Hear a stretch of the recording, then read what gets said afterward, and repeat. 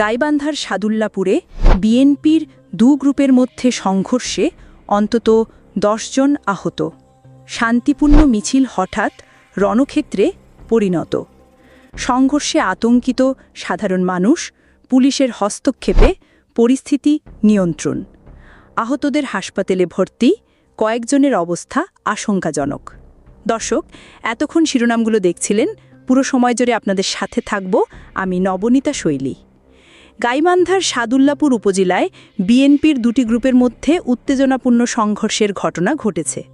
এতে অন্তত ১০ জন নেতাকর্মী আহত হয়েছেন।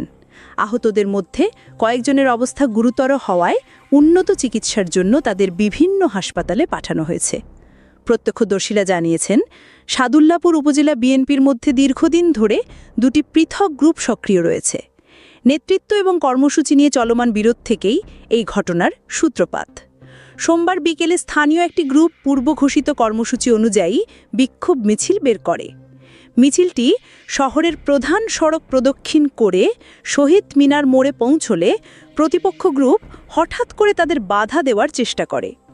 এক পর্যায়ে দুই পক্ষের মধ্যে হাতাহাতি শুরু হয় এবং অল্প সময়ের মধ্যেই পরিস্থিতি তীব্র আকার ধারণ করে। প্রায় ২০ মিনিট ধরে চলে সংঘর্ষ। এতে চারপাশে আতঙ্ক ছড়িয়ে পড়ে। সাধারণ মানুষ নিরাপদ আশ্রয়ের খোঁজে ছুটতে থাকে। খবর পেয়ে সাদুল্লাপুর থানা পুলিশ ঘটনাস্থলে পৌঁছে পরিস্থিতি নিয়ন্ত্রণ আনে। পুলিশের হস্তক্ষেপে সংঘর্ষ থেমে গেলে এলাকায় স্বাভাবিকতা ফিরে আসে। পরে ঘটনাস্থল থেকে বেশ কিছু লাঠি ও ভাঙা জিনিসপত্র উদ্ধার করা হয়। আহতদের তাৎক্ষণিকভাবে সাদুল্লাপুর উপজেলা স্বাস্থ্য কমপ্লেক্সে নিয়ে যাওয়া হয়। চিকিৎসকরা জানিয়েছেন, কয়েকজনের মাথা ও শরীরে গুরুতর আঘাত লেগেছে এবং তাদের উন্নত চিকিৎসার জন্য জেলা হাসপাতালে পাঠানো হয়েছে।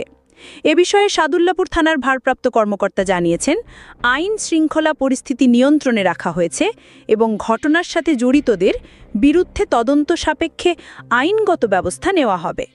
স্থানীয় রাজনৈতিক বিশ্লেষকরা মনে করছেন, এই ঘটনা আবারও প্রমাণ করছে সাদুল্লাপুর বিএনপির অভ্যন্তরীণ দ্বন্দ্ব কতটা গভীর এবং আগামী দিনে এই দ্বন্দ্ব আরও বড় আকার নিতে পারে। প্রিয় দর্শক, এই ছিল এখনকার বাংলা 24 চ্যানেলের সর্বশেষ নিউজ। নিয়মিত নিউজ আপডেট দেখার জন্য বাংলা 24 চ্যানেলটি সাবস্ক্রাইব করতে ভুলবেন না। আরও খবর নিয়ে ফিরছি কিছুক্ষণের মধ্যে। সাথে থাকার জন্য ধন্যবাদ।